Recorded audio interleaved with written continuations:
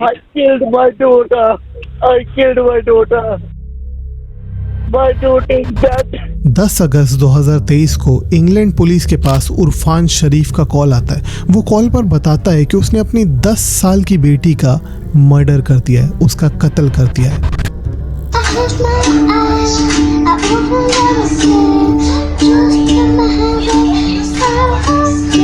और उरफान शरीफ जब कॉल करता है पुलिस को, तब वो उस वक्त इंग्लैंड में नहीं था, वो पाकिस्तान भाग गया था अपने बाकी घर वालों के साथ। अब पुलिस वाले उरफान शरीफ के इंग्लैंड वाले घर पर जाते हैं, वो घर के अंदर दाखिल होते हैं। वो ऊपर जाते हैं तो बेडरूम के अंदर सारा शरीफ की लाश मिलती है।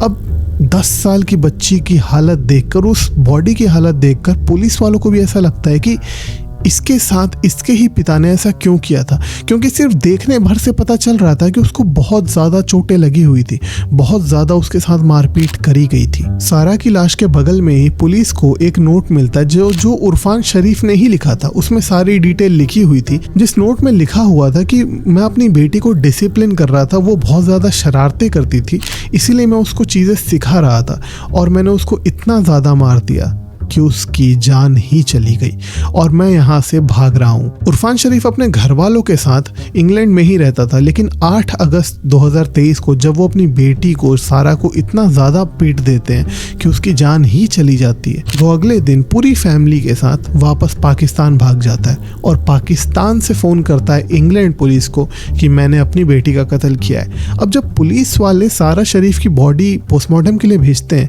तो जब रिपोर्ट आती है तो जो पढ़ता है ना, उसके भी होश उड़ जाते हैं कि एक बाप अपनी ही बेटी को इतना कैसे मार सकता है, क्योंकि सारा शरीफ की बॉडी पर 70 से भी ज़्यादा चोट के निशान थे और ये एक दिन के नहीं थे, ये काफ़ी टाइम से बिल्टअप हो रहे थे। 11 स्पाइनल फ्रैक्चर्स थे उस 10 साल की बच्ची को। उसके शरीर पर बहुत ज़्यादा बाइट मार्क्स थे, इंसानी बाइट मार्क्स, जो किसी ने उसको काटा था। उसकी बॉडी पर आयरन से, जो आयरन होती है जिससे कपड़े इस्त्री करते हैं, उस आयरन से उसकी बॉडी पर जलाए हुए थे, उसकी बॉडी पर निशान थे, बर्न मार्क्स थे। उसकी काफ़ी हड्डियों पर चोट थे, काफ़ी इस बॉडी पर स्क्रैचेस थे, काफ़ी निशान थे। मतलब सिर्फ रिपोर्ट में ही 70 से ज़्यादा इंजरीज उसकी बॉडी पर दिखी थी।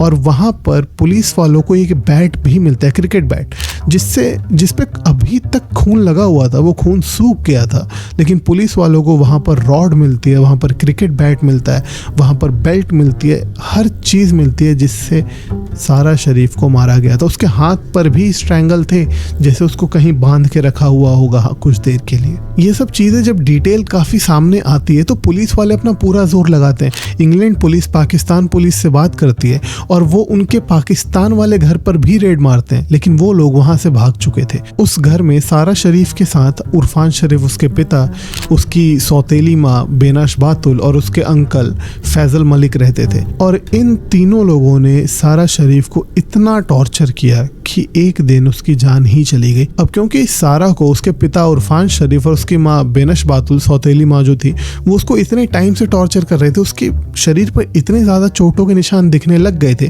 तो इनको लगा कि कोई और ना देख ले, तो उसको इन लोगों ने स्कूल से भी निकाल लिया था। उसको होम स्कूल करने लग गए थे और जब भी वो बाहर निकले तो कोई और ना देख ले कि उसके शरीर पर चोटों के निशान है, तो इन लोगों ने उसको बुर्का पहनाना भी शुरू कर दिया था, सिर्फ और सिर्फ इसीलिए कि उसके शरीर पर चोटों के निशान ना दिखे। सारा ने इतना दर्द सहने के बाद भी खुद को संभाले रखा था, लेकिन 8 अगस्त 2023 को वो और नहीं संभाल पाई और इतना ज़्यादा टॉर्चर होने के बाद उसने दम तोड़ दिया। सारा की जान लेने के बाद उरफान शरीफ, बेनश बातुल और फैजल मलिक, ये तीनों ही अगले दिन पाकिस्तान भाग जाते हैं और अगले दिन वहाँ पाकिस्तान से इंग्लैंड पुलिस को फ़ोन किया जाता है कि मैंने ये सब किया हुआ। लेकिन अब क्योंकि इंग्लैंड पुलिस ने पूरा जोर लगाया हुआ था और पाकिस्तान पुलिस भी उनके घर पर छापे मार रही थी, अब क्योंकि इन लोगों के पास कोई और रास्ता नहीं बचा था, तो ये लोग वापस आते हैं। 13 सितंबर 2023 को ये लोग सरेंडर करते हैं या पकड़े जाते हैं। गेटविक एयरपोर्ट पर ये लोग पकड़े जाते हैं। और पिछले साल 13 सितंबर से ही इन लोग का ट्रायल शुरू हो गया था, इनको कोर्ट में पेशी हो रही थी,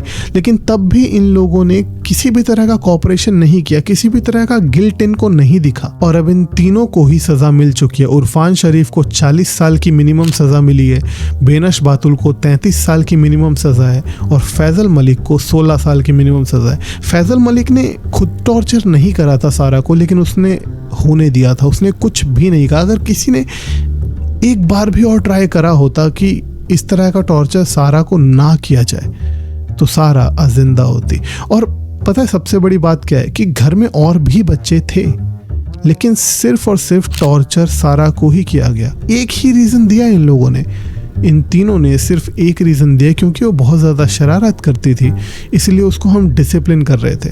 और डिसिप्लिन इतना किया गया कि उसकी जान चली गई। इस केस में फ़िलहाल इतना ही था। मैं मिलता हूँ आपसे नेक्स्ट केस में। तब तक के लिए इस चैनल को सब्सक्राइब करके सपोर्ट ज़रूर करिएगा। Thank you for watching.